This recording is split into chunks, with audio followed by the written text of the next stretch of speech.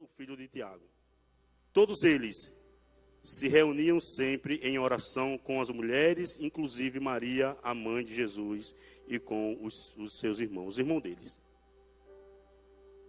O que nos chama a atenção, através do que Lucas, em Atos, que a minha e a tua história, ela tem que continuar. O que Jesus fez há mais de 3.000 anos atrás, ficou sobre a incumbência e a responsabilidade na geração de hoje, nós irmos, pregarmos e fazermos discípulos. Se nós começarmos a ler essa passagem fantástica, maravilhosa, nós vamos ver que é o momento o qual Jesus ele foi aos céus. E eles estavam ali presentes, compartilhando, presenciando esse feito tão maravilhoso. Mas o que me chama mais atenção, pastora Sheisa, foi a promessa a qual Jesus deixou para nossas vidas. Que nós seríamos cheios do poder do Espírito Santo de Deus. Foi mesmo que Jesus chegar aqui, eu quero fazer uma pequena conjectura e trazer para os dias de hoje.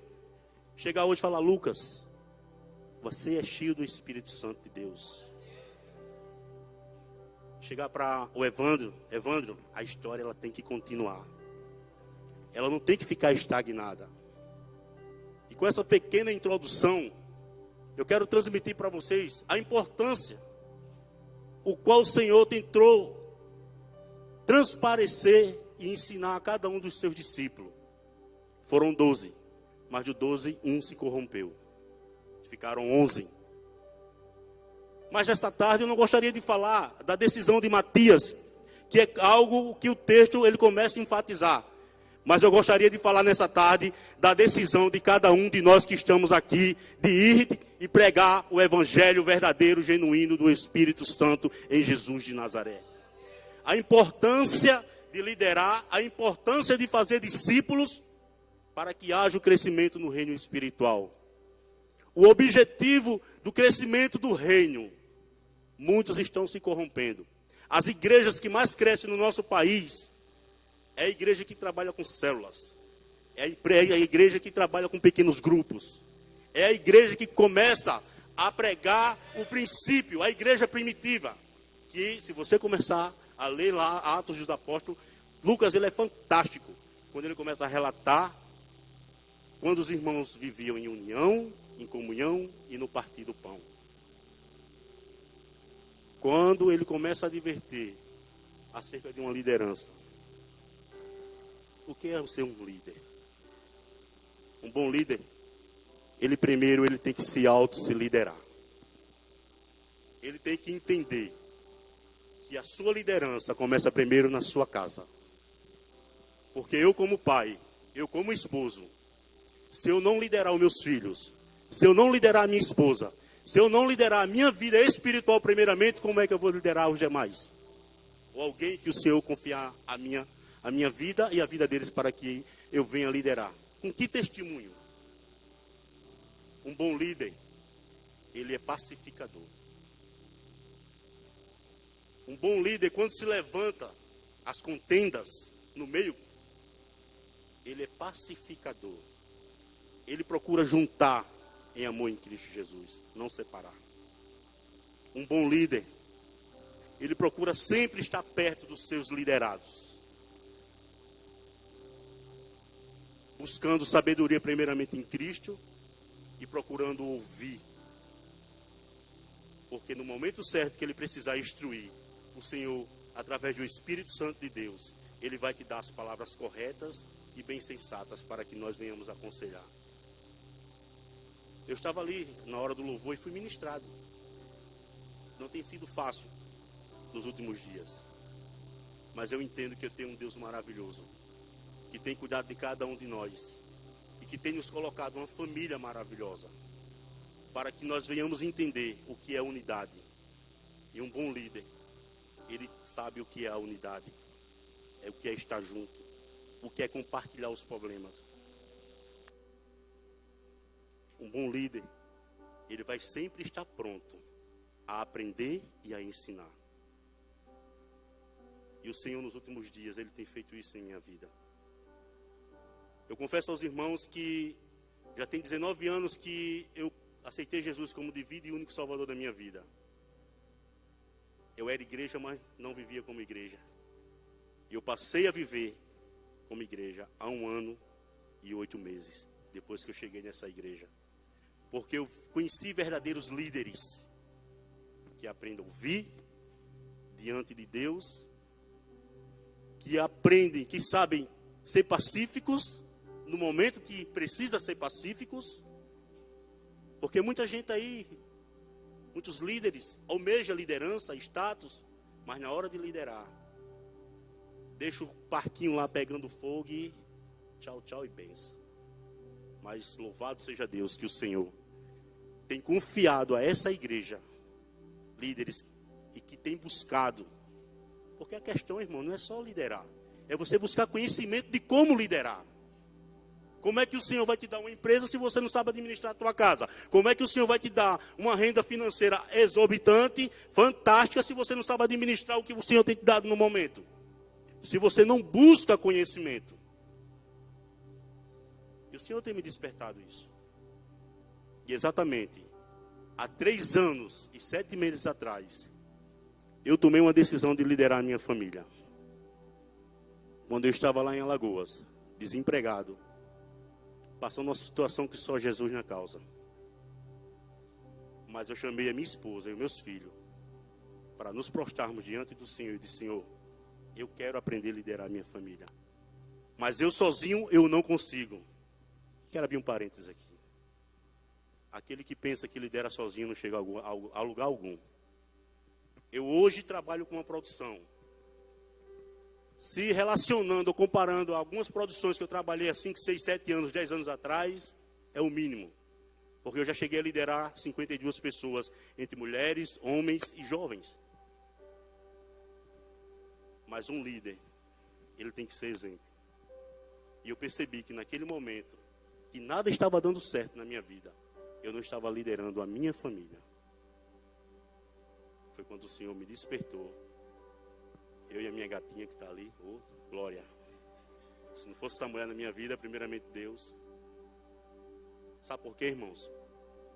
Porque muitas das vezes nós pensamos que nós somos fantásticos, que nós somos intocáveis. E pelo fato de não pararmos para ouvir até a nossa cônjuge, aquela costelinha que o Senhor tirou lá, para ser nossa ajudadora. Nós homens, nós perecemos. E muitas das vezes aconteceu isso na minha vida. Só que naquela tarde, quando eu decidi liderar a minha família e a minha vida primeiramente, se cumpriu isso aqui, ó. A história, ela tem que continuar. O Senhor falou isso esses dias no meu coração. Se eu falar para vocês que foi fácil, não foi. Porque eu deixei meu pai, minha mãe, minhas irmãs lá. Mas eu fico contente porque o Senhor aqui me deu uma família bem maior. Eles não vão deixar de ser meu pai, não vai deixar de ser minhas irmãs. Mas o Senhor me deu aqui um povo maravilhoso, unido, que eu creio que está entendendo o que é liderar, o que é discipular, o que é ser essa unidade, o qual o Senhor tem despertado nessa igreja. Porque eu estava sendo ministrado essa tarde ali naquele lugar, e Deus me mostrava, pastor Jarbas, um crescimento constante nessa igreja. Aquilo que o Senhor tem profetizado através da tua vida aqui, nesse altar, Deus ele vai cumprir. E não está tão distante não, irmão. Sabe por quê? Porque o Senhor tem pressa. E que o povo entenda verdadeiramente que a noiva ela tem que despertar. Nós estamos vivendo os últimos dias. E quando nós decidimos em vir para cá, Deus usou uma missionária. Eu não conhecia Joinville. Nunca tinha andado de avião. Eu falei para o Mateus, tu vai comigo? E ele disse, rapaz, eu vou. Quando entramos no avião, a minha pressão já estava 16/10. Está ele ali que não me deixa mentir. Ele falou, calma pai, calma pai. Segurou na minha mão. E daí eu percebi que eu precisava da minha família unida.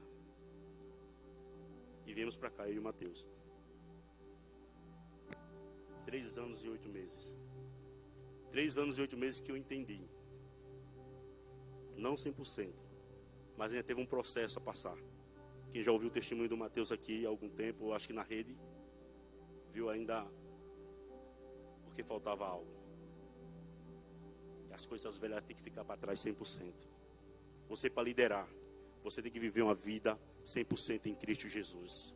Você tem que ser exemplo. Nós temos que ser exemplos para os nossos liderados.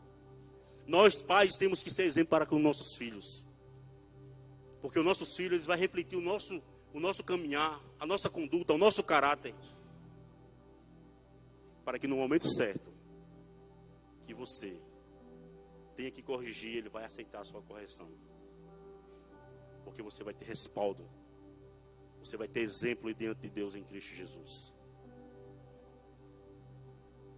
Um bom líder, na hora que precisa chamar a atenção dos seus liderados, ele chama. Tem esse negocinho de passar a mão na cabeça não, passar manteiguinha não. No congresso passado, eu não participei. Louvado seja Deus pela vida desse pastor abençoado. Na segunda-feira ele ligou para mim, mandou mensagem. Por que você não veio? Eu fiquei triste. E ele puxou na orelha. E aí dele se não tivesse puxado. Mas depois que eu ouvi a mensagem dele, eu fiquei tão feliz, pastora. Eu estava trabalhando. Eu falei, tem alguém que se preocupa comigo. Tem alguém que me lidera espiritualmente, que está preocupado se eu vou à igreja ou não vou à igreja. Tem alguém que nas madrugadas está pagando preço em prol da minha vida e da minha família. E naquele momento eu chorei de alegria. E muito obrigado por ter chamado a minha atenção ali. Porque a igreja, ela precisa ser desperta. Um bom líder, na hora que ele precisa puxar na orelha do seu liderado, ele tem que ir lá, ô filhinho, ô bebezão, ô queridão. Só quer saber de Jesus quando está ali no deserto. Só quer saber de Jesus ali só quando está. Jesus ele tem que estar conosco a todo instante, a toda hora, a todo minuto, a cada segundo, a cada hora da nossa vida, no deitar, no nosso levantar. E quando um bom líder, ele começa a mostrar todas essas qualidades para os seus liderados, aí acontece o que essa igreja tem ensinado, em multiplicar. Porque aquele que está sendo bem liderado, ele vai falar para um coleguinha da direita, outro da esquerda, o vizinho, o primo. Epa, peraí, mas eu estou vivendo dessa maneira, porque está acontecendo? Cara, eu estou participando de uma célula ali, que o negócio tem medo de dizer que vai para a igreja, tá, pastora? Mas se você falar que tem uma reuniãozinha ali, e nós vamos adorar, e nós vamos louvar, e o jovem está gostando muito disso ultimamente, louvado seja Deus. Pelo menos isso. Quando um bom líder, ele começa a entender esses princípios, a qual eu estou compartilhando com os irmãos, aí a multiplicação ela acontece. Aí o Celinho vai multiplicar a célula dele, o Marcos multiplica a célula dele, o Evandro multiplica a célula dele, e o reino de Deus vai crescendo. Porque há princípios diante da palavra, porque a história ela tem que continuar. E a responsabilidade é nossa para que essa história continue. Lucas ele é muito fantástico. Ele escreveu lá o próprio livro de Lucas, e depois ele foi mais além. Não, peraí, está pouco aqui ainda, o Espírito Santo vai lá, meu filho, vai, complementa aí, mostra esse povo lá em 2022, que o negócio ele tem que acontecer. E a responsabilidade é deles. Eles têm que aprender a liderar, eles têm que aprender que eles estão debaixo de uma unção dobrada do Espírito Santo. Eles têm que aprender que Jesus ele subiu, mas só, eu vou deixar o Espírito Santo aí. Ô Marcão, tu é cheio do Espírito Santo. Tu é cheio do Espírito Santo. Hein, Léo? Tu é cheio do Espírito Santo. E através da tua vida, casais vão ser libertos. Aleluia. Cada um de nós temos um chamado específico para fazer o ID do Senhor. Sabe o que acontece? Nós que temos nos retardado e retraído o chamado do Senhor sobre as nossas vidas. Nós. Outro dia o pastor ministrou aqui. Tem aquele crente que fica em casa. Eu fiquei um tempo assim, viu? Aleluia. Não tenho vergonha de confessar, não. Estava lá, Eita, o fogo está descendo ali na televisão, no YouTube. Esse é de Deus. Ele estava ministrando aqui, eu até baixei minha cabeça ali. Mas louvado seja Deus que eu fui liberto disso. Porque eu tenho que entender que eu tenho que ser igreja, eu tenho que estar junto da unidade, para que a multiplicação, a liderança, ela desperte na minha vida, eu tenho que estar junto de quem anda com Deus. Eu tenho que estar junto de quem está falando do amor de Deus. Eu tenho que estar todos os dias conectado em falar que Jesus ele é bom e o diabo não presta. Porque tudo aquilo que nós começamos a deixar entrar na nossa mente vai descer para o coração e vai nos atrapalhar espiritualmente. É o que tem acontecido nos últimos dias, no meio de nós.